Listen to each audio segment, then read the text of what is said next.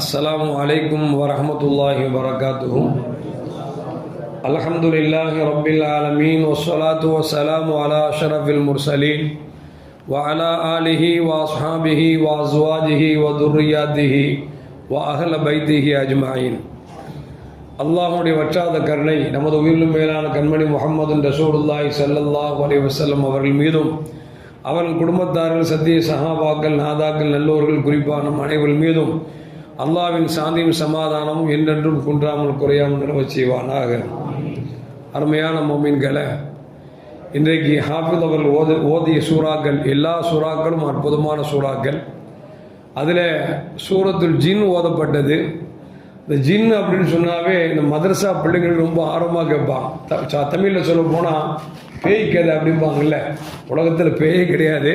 பேய் கதை அப்படின்னா மனிதனுக்கு ஒரு ஆர்வமாக ஒரு இன்ட்ரெஸ்டாக கேட்பாங்க. பேய்ங்கிறது உலகத்தில் இல்லை, விளங்குச்சிங்களா? முதல்ல விளங்கிக்கிறோம். ஜின்னு சைத்தான் இருக்குது.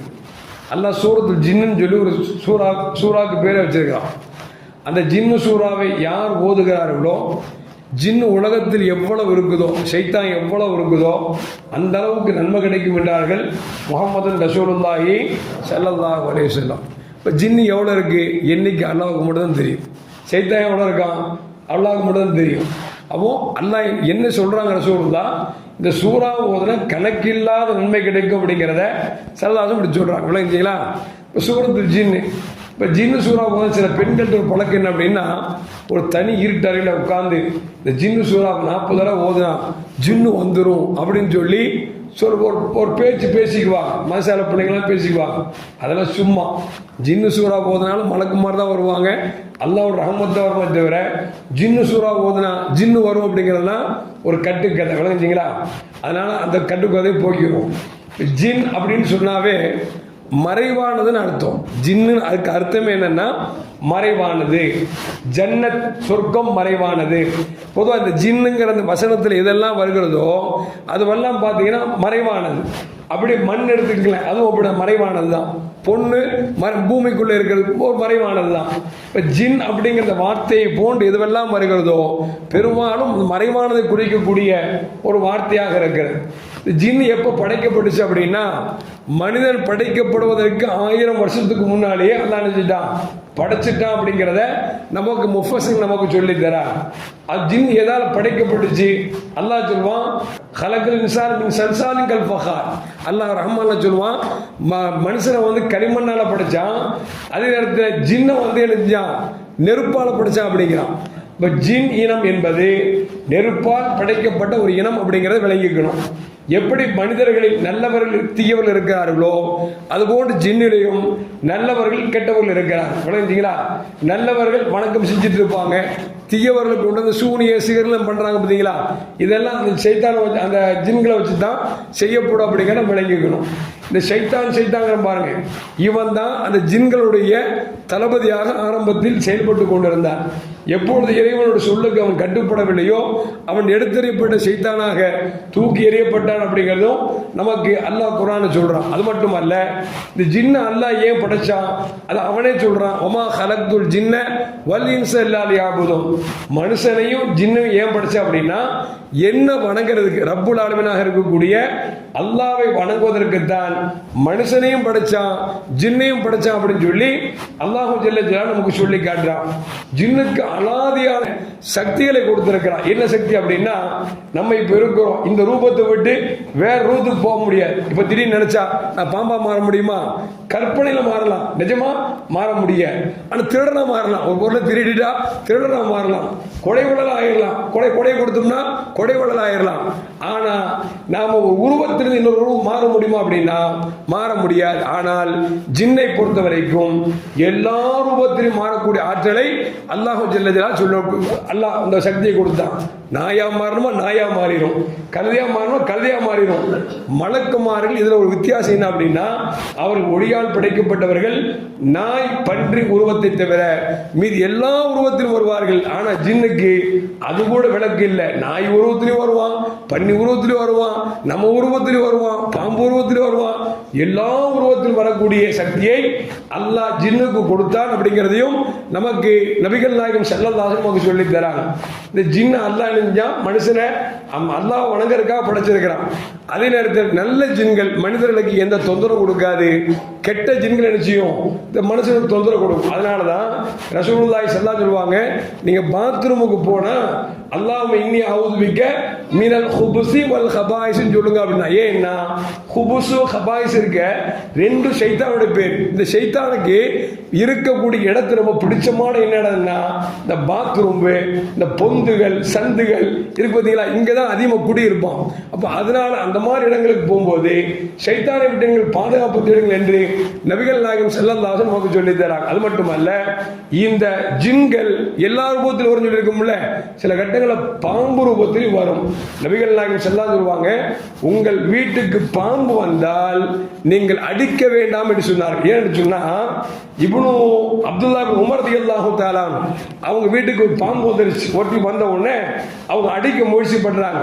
அப்போ ஒரு சஹாபி சொல்றாங்க, அடிக்காதீங்க அடிக்காதீங்க. ஏன் தெரியுமா, ரசூலுல்லாஹி ஸல்லல்லாஹு அலைஹி சொல்லுவாங்க, பாம்பு சில கட்டத்தில் ஜின் ரூபத்தில் வரும். நீங்க சொல்லணும் அல்லாஹ்வுடைய பேரை கொண்டு நீ போயிருந்து 3 இடம் சொல்லி பார்க்கணும். அது போயிடுச்சுன்னா பிரச்சனை இல்லை, போகலாம் செய்யணும், அடிக்கணும் ரசூலுல்லாஹ் சொல்லி சொன்னாங்க. அதனால பாம்பை அடிக்க வேண்டாம் அப்படின்னாங்க.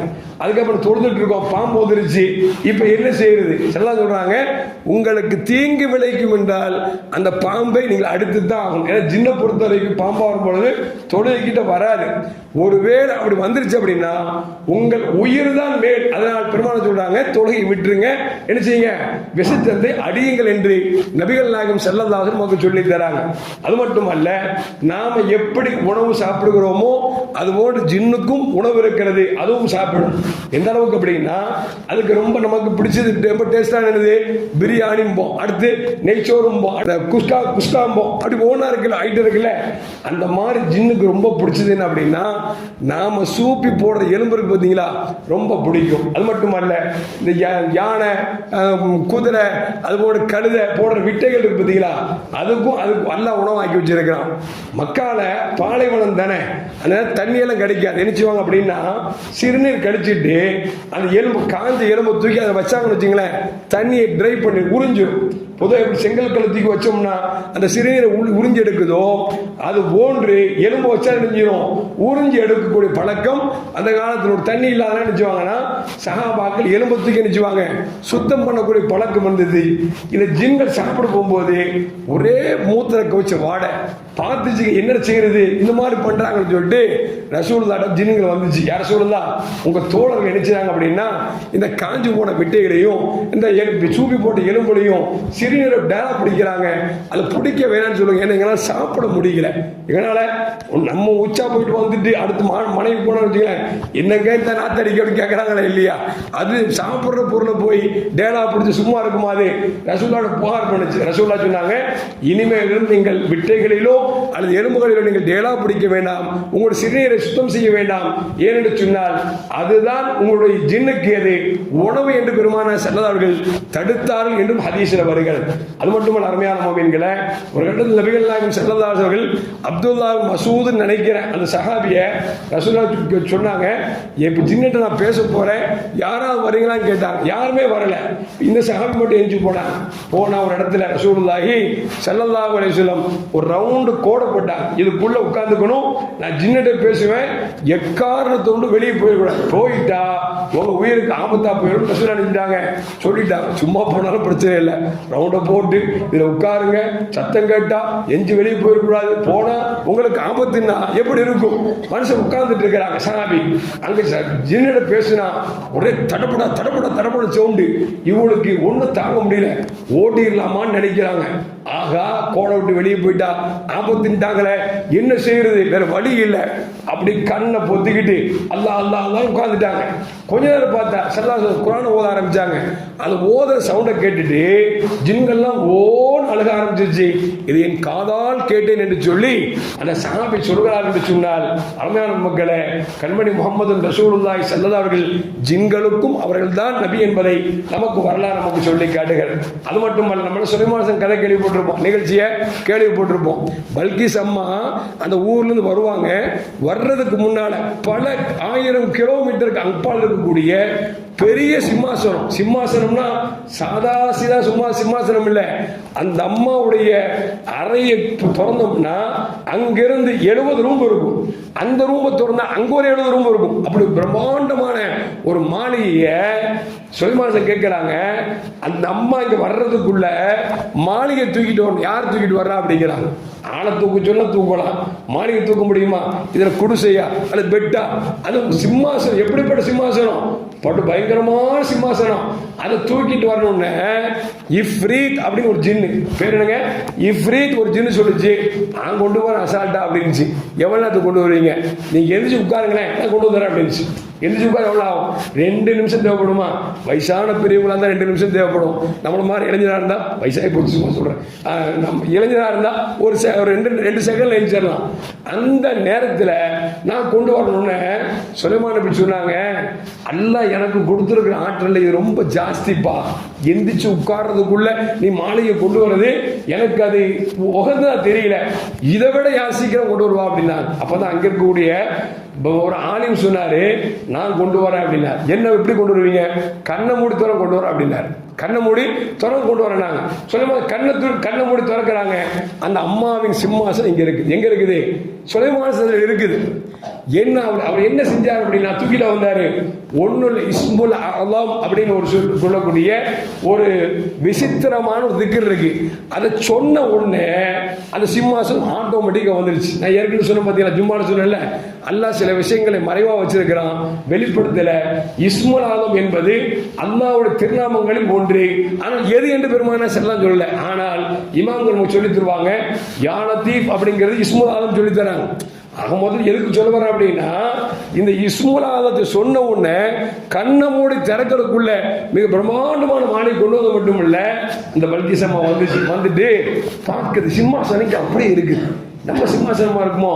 இருக்க வாய்ப்பு இல்லையே. ஏன் தூக்கிட்டு வர முடியாது? அது இவ்வளவு தூரத்துக்கு நம்ம வர்றதுக்கு முன்னாடி தூக்கிட்டு வர முடியாத. அந்த பார்த்து நல்ல மேலையும் கீழையும் பார்க்குது. அது சொல்லுது, அவங்க சிம்மாசனம் கேட்கிறாங்க, சிம்மாசனம் யாருது? எங்க இது மாதிரி இருக்கு, ஆனா எங்க இது இல்லை. எங்க இது மாதிரி இருக்கிறது எங்க இது இல்லை. கதவை திறந்து உள்ள போய் பாரு அப்படின்னா, இந்த அம்மா வச்சிருக்க பொருள் எல்லாம் அப்படி அப்படியே இருக்கு.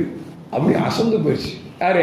பல்கிஸ் அம்மா அசந்து போய் தான் இஸ்லாத்தை ஏற்றுக்கொண்டார்கள் வரலாற்று வருகிறது. எதுக்கு சொல்ல வரேன்னா, ஜின்னுக்கு என்ன ஆற்றல கொடுத்திருந்தா உட்கார்ந்து எந்திரிக்கிறதுக்குள்ள அவ்வளவு பெரிய பில்டிங்கை தூக்கிட்டு வருது அப்படின்னா, மலையை கூட தூக்கக்கூடிய ஆற்றல் அல்லாஹ் கொடுத்திருந்தான்.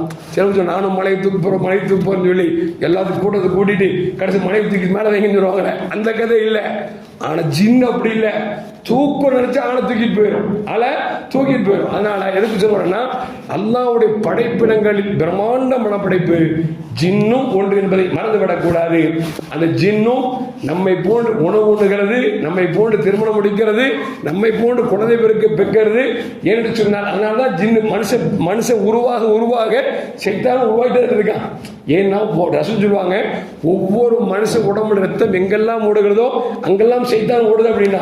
இப்போ 100 கோடி பேர் வச்சுக்கங்களேன், 100 கோடி பேருக்கு சைத்தான் இருக்கானா இல்லையா? இப்போ 200 கோடி ஆயிட்டான்னு வச்சுக்கலேன், அப்ப 200 கோடி ஆவானா இல்லையா? ஏன் அவனும் திருமணம் முடிக்கிறான், அவனும் குழந்தை பெற்கிறான் அப்படிங்கிறத நமக்கு வரலாறு நமக்கு சொல்லி காட்டுகிறது. எல்லாம் அல்லாஹ் ஜல்லல்லாஹு எல்லா தீய சைத்தான் திங்களை விட்டு வந்தால் நம்மை பாதுகாத்துக் கொள்வானாக. எல்லாம் அல்லாஹ் ஜல்லல்லாஹு குர்ஆனை அதிகம் ஓதி படிப்படை பெறக்கூடிய நல்ல முத்தகின்களின் கூட்டத்தை அல்லாஹ் நம்மை ஆக்கி அல்வானாக. அஸ்ஸலாமு அலைக்கும் வரஹ்மத்துல்லாஹி வபரகாத்துஹு. ஸல்லல்லாஹு அலா முஹம்மத் ஸல்லல்லாஹு அலா முஹம்மத் ஸல்லல்லாஹு அலைஹி வஸல்லம் ஸல்லல்லாஹு அலா முஹம்மத் யா ரப்பி ஸல்லி அலைஹி வஸல்லிம்.